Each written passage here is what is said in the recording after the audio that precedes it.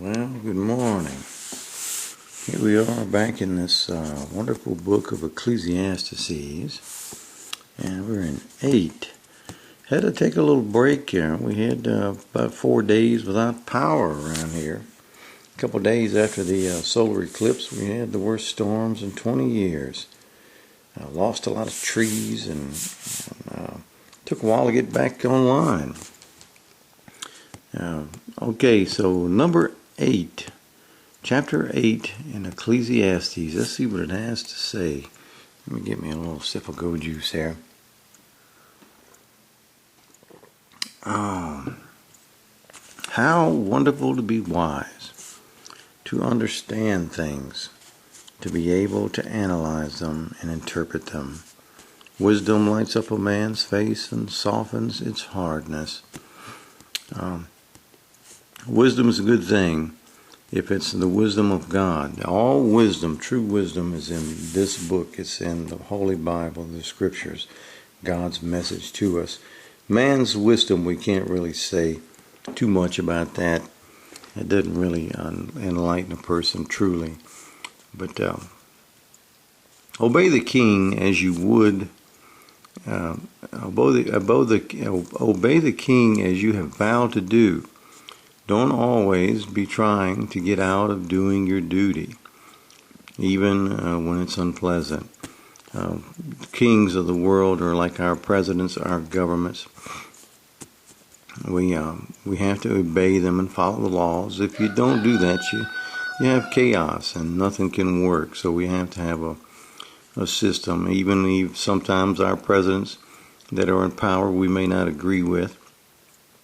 You still have to have a little human faith in the system of government, because without it, it's an ugly thing.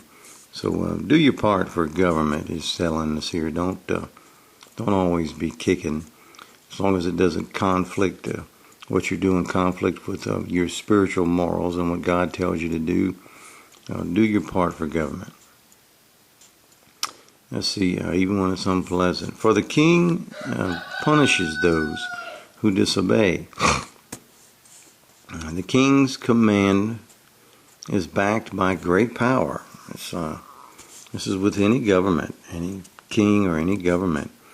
You can't stand up. You have to be smarter than the serpent. You have to not get yourself thrown in jail if you have something to do for God. If you get yourself thrown into jail for tax evasion or going against the government in some other means, you're going to end up in jail. There's God's work to do in jail as well. But you don't have to do it in there if you don't want to. This is all decisions that we should do our part. No one can withstand it or question it. God's in charge of all of these things, man. Just obey the laws of man and obey the laws of God. And they're always conflicting, but you'll have to make your decisions accordingly. This is kind of like what it's telling me. Just those who obey Him will not be punished. The wise man will find a time and a way to do what he says. Just find a way to do. It's kind of like what I'm talking about. You have to be wiser than the serpent.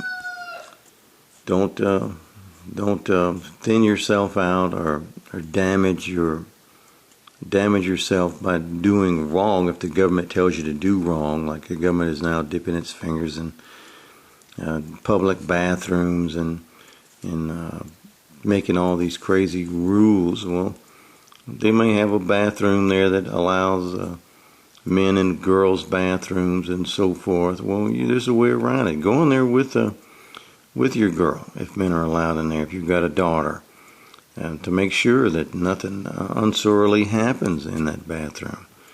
You've obeyed the law because you were a man and you went into the bathroom, which allows that, and you were able to make sure that nothing happens to your daughter, your young daughter, while she's in the bathroom.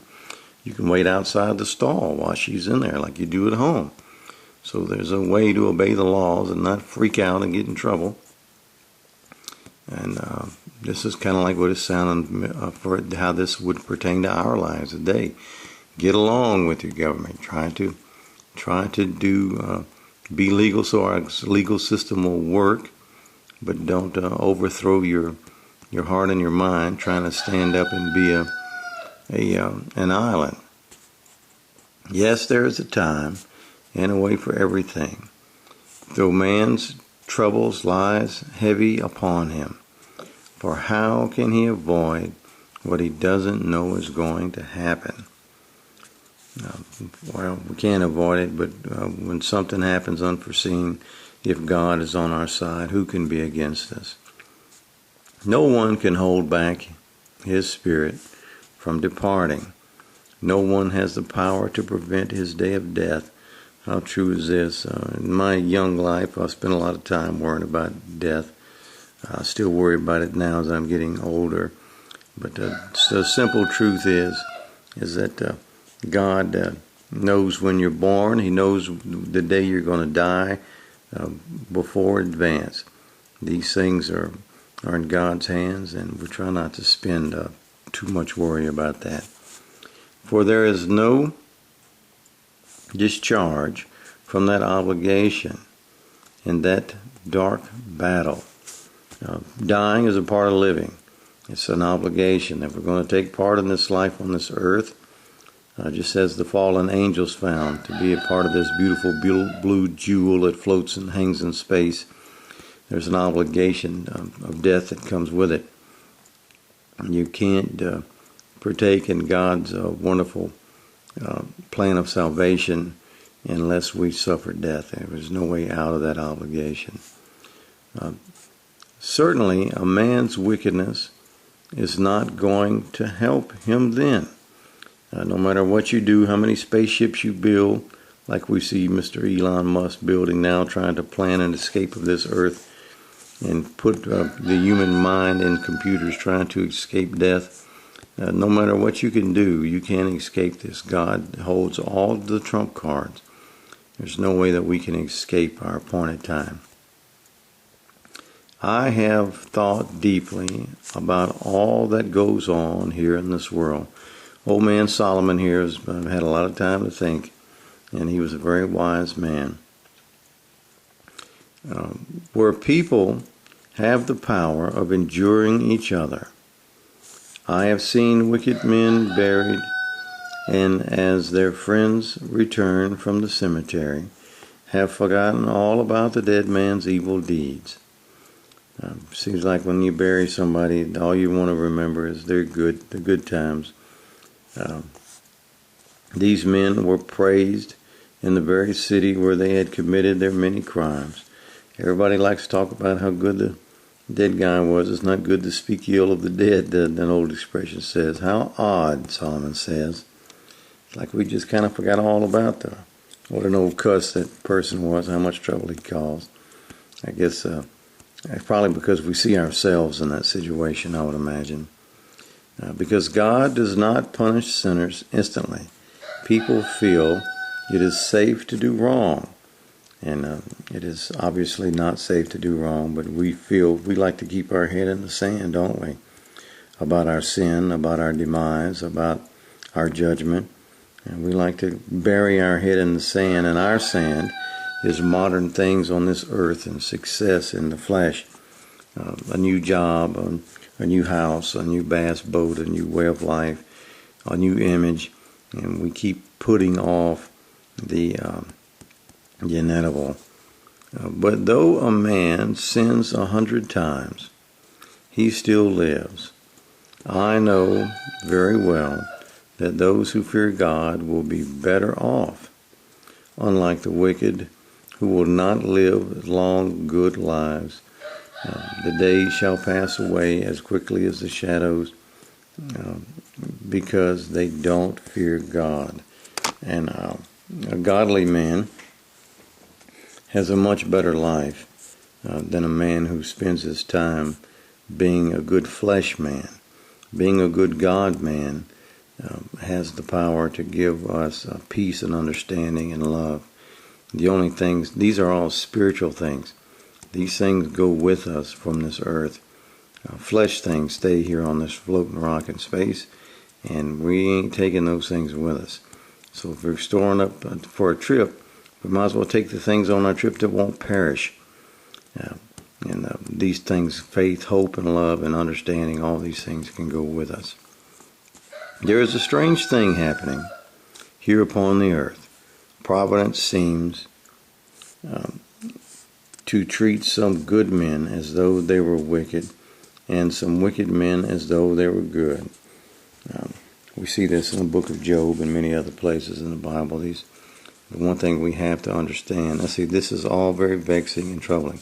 One thing we have to understand about that is it's the hard times and the unjust things that happen to us that makes us who we are in this life. To experience injustice is to cry for justice, is to want and desire justice. To suffer through the pains of the loss of loved ones brings us to a God that often we don't believe in until we have to. And then when we experience loss and mourning and all the hard things of this world, it hardens our metal, so to speak. It purifies our gold. It makes the dross rise, and takes the dross out of it makes the impurities, where God can turn us into something that is usable to Him, something that He doesn't have to turn away from, something that He can love, because sin is that dross, and God has no sin in Him. So in order to join with God, we have to remove that sin. No better way to do this than through the blood of that cross, from what Jesus Christ did on that cross. Then, keep in mind that Solomon didn't have the benefit of knowing about this cross when he wrote this book. Then I decided to spend my time having fun. There's no cross. There was no Jesus for Solomon. So he decided to have a little fun.